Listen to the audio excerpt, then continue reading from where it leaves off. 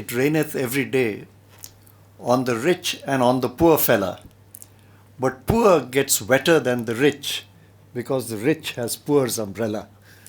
And that's what this cartoon shows, and I think that lies behind much of what I will be talking about. So I'll be looking at challenges in India on both the mitigation front and on the what's popularly known as adaptation, but which I prefer to think of as building climate resilience.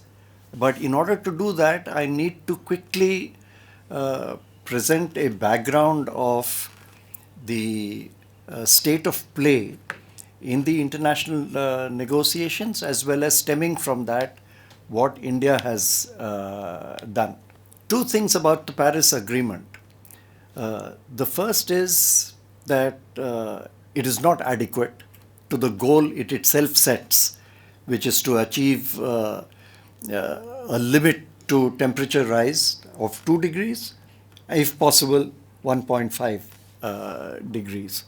And the second is that the Paris Agreement's architecture for emissions control is deeply inequitable. And I'll just explain that very quickly. The first is, of course, there's no question of achieving the 2 degrees C goal, even if you sum up all the pledges made by the different countries, they lead to 3 or 3.5 degrees Celsius. The emissions gap, the gap between what is needed to be done and what has been pledged, is roughly 12 to 15 gigatons of carbon dioxide equivalent per year. I firmly believe that the system of voluntary pledges has driven a race to the bottom. Everyone now is struggling with the other. If that guy is doing less, then I'll do even less. And of course, the most striking thing, which is not talked about much these days, has receded because so much of the conversation today is about global targets. What we need to do the world over is the fact that the developed countries who are expected to undertake very deep emission cuts, which the fourth assessment report of the IPCC spelt out, but which political pressures have prevented the fifth IPCC report from mentioning any numbers on this at all, is that the pledges by the developed countries are far, far less than what they should be. Why do I say that the Paris Agreement has a deeply inequitable architecture? The first is that it completely ignores historical emissions. So you've forgotten about everything that happened before, and you only have a forward-looking, let's talk about what we are going to do from now on, forget what's happened before. And this puts far greater pressure on the developing countries, because the developed countries are already on a tapering trajectory and have started declining. So who's going to make the cuts? It's going to be us. And the pressure will build further. And in fact, this system perpetuates what I call the occupation of the global atmospheric commons by the developed countries. The developed countries have parked themselves in the global commons, that's the atmosphere. They've already occupied historically 75% of it, and they will continue to occupy it to the same extent because they've made sure that they are now only talking about going forwards, where the developing countries will decline. Very quickly on the 1.5 degrees goal, 2 points I'd like to emphasize. One, the point that Naga made, which I've quoted right at the last year, a group of scientists at a recent COP said that 1.5 degrees is already in the rear view mirror. It's gone. So there's no point talking about trying to achieve 1.5 because there's just no way it can be done. And important thing to understand is that if the 2 degrees Celsius goal is already put, and the forward-looking perspective is already putting pressure on the developing countries, If you have a target of 1.5, it will only put more pressure on the developing countries and squeeze the amount of space that we have. This quickly shows you what the implications are of the 2 degrees and the 1.5 for the total carbon budget. Now, let me quickly explain what the carbon budget is. It's the total amount of carbon dioxide that the atmosphere can hold. And historically, this is the numbers which are there, and it shows that apart from what's already been put into the atmosphere cumulatively, you're left with a balance of about 1200 gigatons till the end of the century for the whole world. If you change this now, if you look at what the NDCs achieve, all the pledges made by the different countries, you're left with a balance of only 450 gigatons for a 2 degrees goal. And if you squeeze that further into 1.5, you actually are left with 282, which means a negative target. You have to suck out carbon dioxide from the atmosphere if you want to achieve those targets at all. If you look at India, which I can use as an exemplar for developing countries, again you can see, starting with, if you went by a fair share based on per capita emissions, you look at the figure on top, we are left with about 576 gigatons till the end of the century. If you only look at future emissions, this drops dramatically to just about 200. However, if the developed countries take on the deep cuts, this can rise further. So if not, then India gets squeezed even more. India's role in the international negotiations has been very checkered. I'll only quickly say that towards the end, we have ultimately, from Copenhagen through to Paris, India has fallen into a position where it has basically gone along with the US and with other developed countries, basically stemming from India's perceived foreign policy goals and ambitions, and a choice to be part of the big boys club with the US and other developed countries, rather than with the developing countries and the least developed countries, which used to be traditional allies, due to which in the recent COPs, all the LDCs, small island states, developing countries, today look upon India as part of that club with the developed countries rather than part of us in the developing world.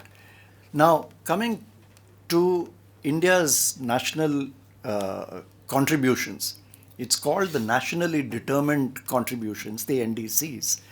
It was hoped that these NDCs would emerge from each country sitting together with all stakeholders, with all sections of the population, work out a pathway to go forward, a low carbon pathway, and therefore put up a goal. Now, who has been consulted to form this NDC is anybody's guess. So I would say these are India's declared contributions.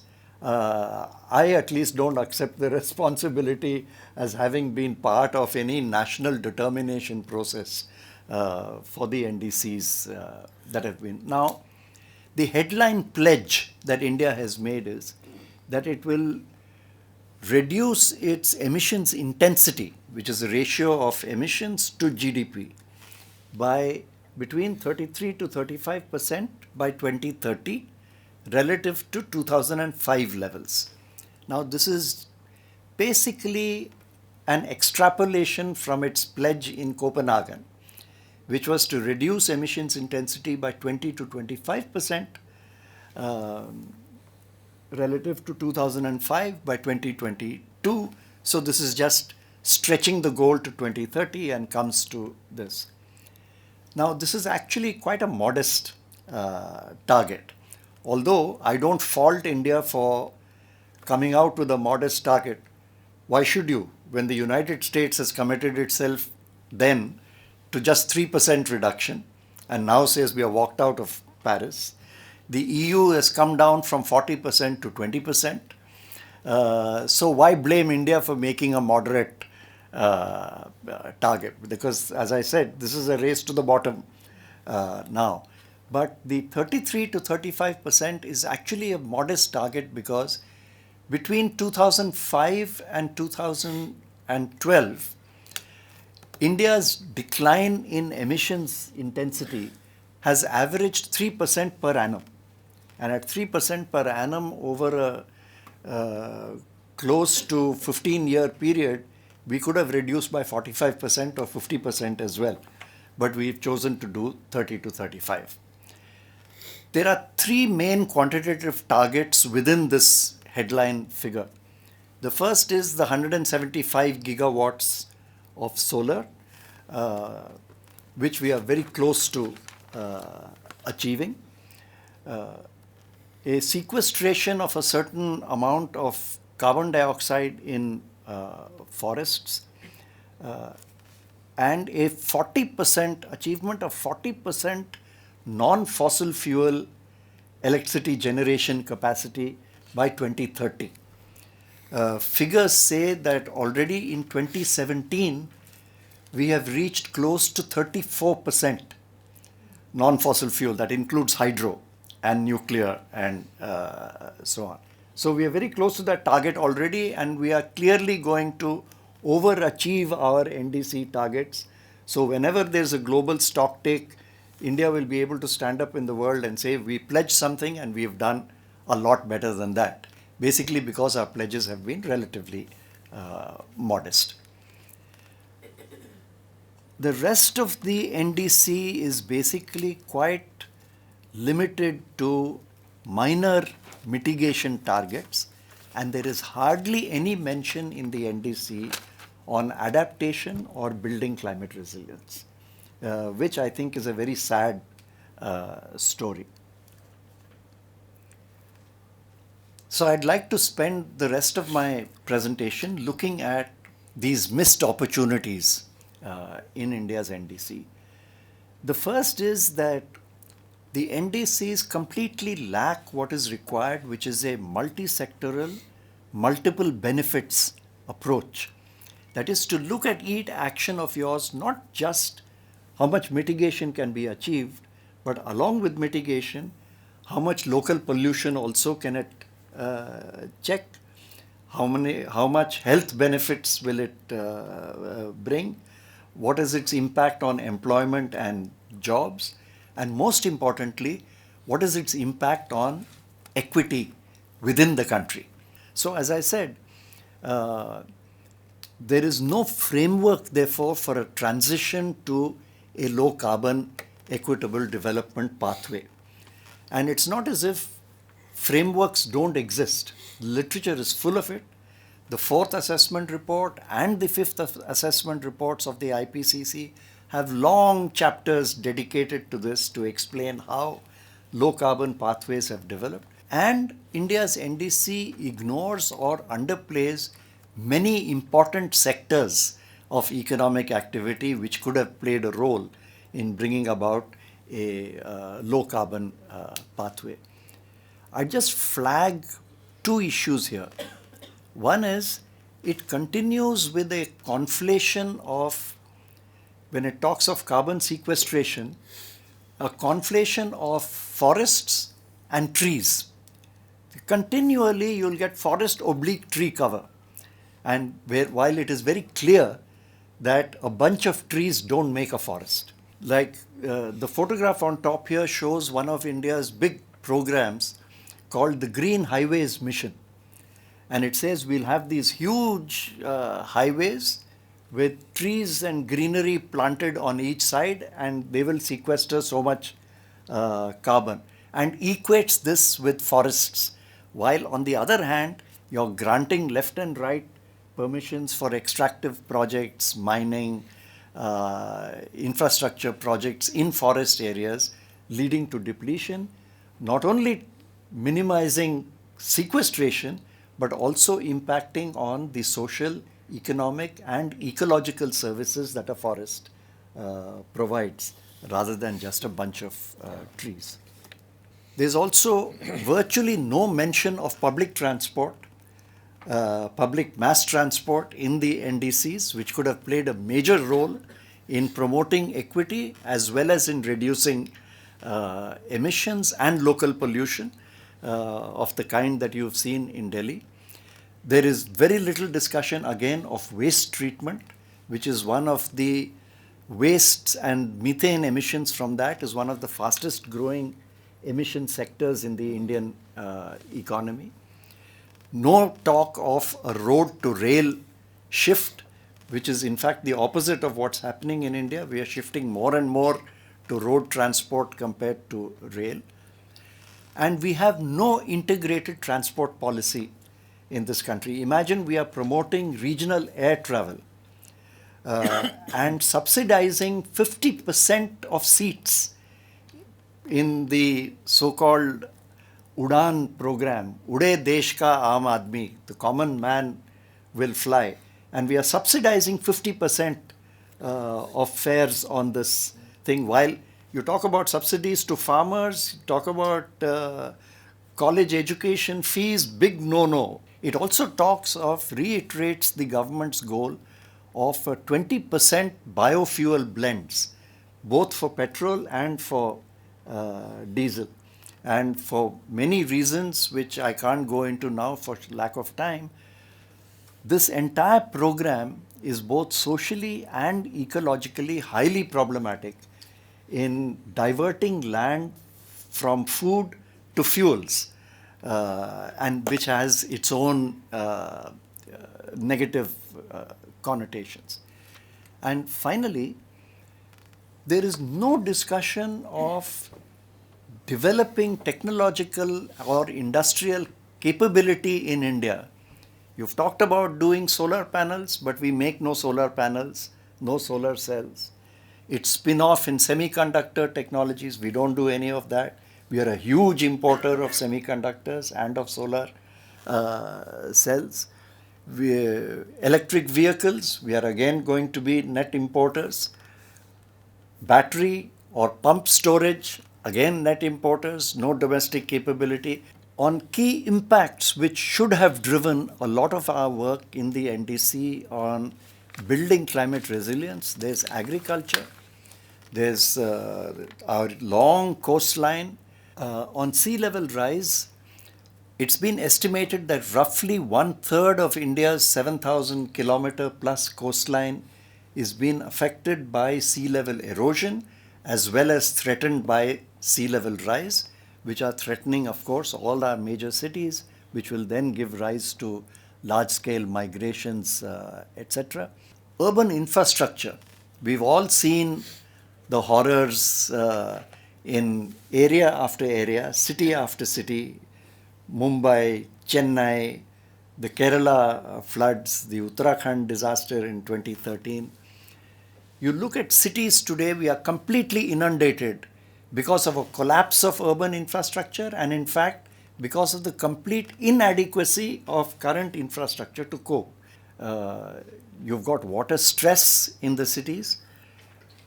Many cities are actually taking steps towards this. China, for example, has developed several what they call sponge cities, where sidewalks, pavements are designed in such a way using materials which can absorb water and when required release the water back into the system. I've shown some photographs of that. So my last two slides, the major takeaways I think from all this is, the first, climate vulnerabilities sit on top of and magnify pre-existing structural vulnerabilities. This is not something completely out of the blue which is going to hit us. This is going to sit on top of these structural inequalities and pressures which exist. Second is that most of the resilience issues, how to build climate resilience, agriculture, land, disaster management, urban governance are all state subjects. But the states today have less and less capability to handle this, both in terms of capacity and in terms of finances. Partly because of several decades of over-centralization, more and more powers and finances being grabbed by the center at the cost of the states, and institutional emasculation of the state. So states have very severe problems. But in India, we need to start actions to build climate resilience now, in fact, yesterday, because the impacts have already hit us. We are yet to sit up and take notice. We've not initiated any action. The state action plans on climate change are non-starters in the states. And if you look at urban infrastructure, recently, two top cabinet ministers after the floods in Maharashtra said, now we are beginning to realize that climate change is a big problem in our cities. And the Union Cabinet announced a new fund of 450 crores spread among 100 cities, which is 4.5 crores. That's not even pocket change. What you're going to achieve with that money, I have absolutely no idea in doing this. And lastly, some action points for NGOs, movements, PLU, people like us. The first, I think, and this is something which I've been increasingly feeling, I think too many of us have got too caught up with obsessively tracking the international negotiations and its twists and turns. I've come to believe this is a developed country trap.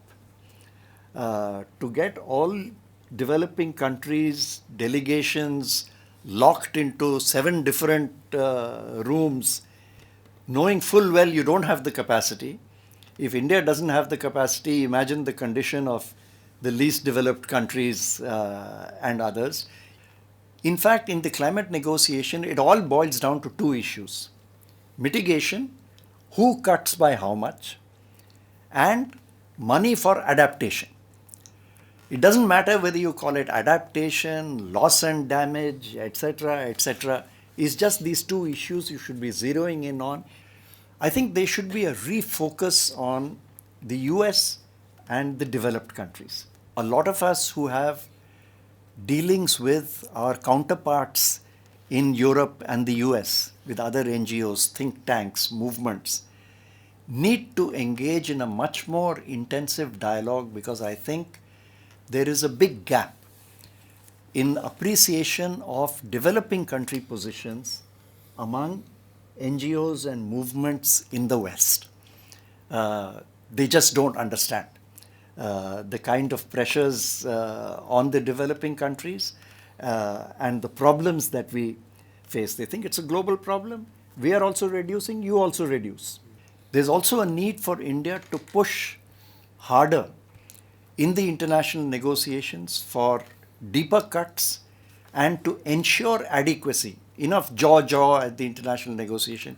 Come down to it, make sure that all the commitments made by different countries sum up to 2 degrees Celsius and you don't budge from the conference floor until that happens. India, therefore, if it needs to, can still offer to do more.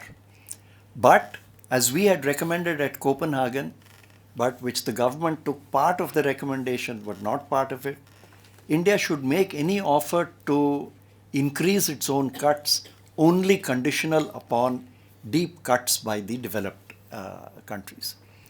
And finally, India needs to up its game, both internationally and domestically. We are just not major players in terms of concepts, thinking, plans, etc. We play a lot of diplomatic games with the language, but we are not coming out with major ideas and directions for the international negotiations. And domestically, all of us in this room really need to focus a lot more than we have done till now on domestic action, which unfortunately we have neglected very badly till now. I'll stop there. Thanks. Thanks, Raghu.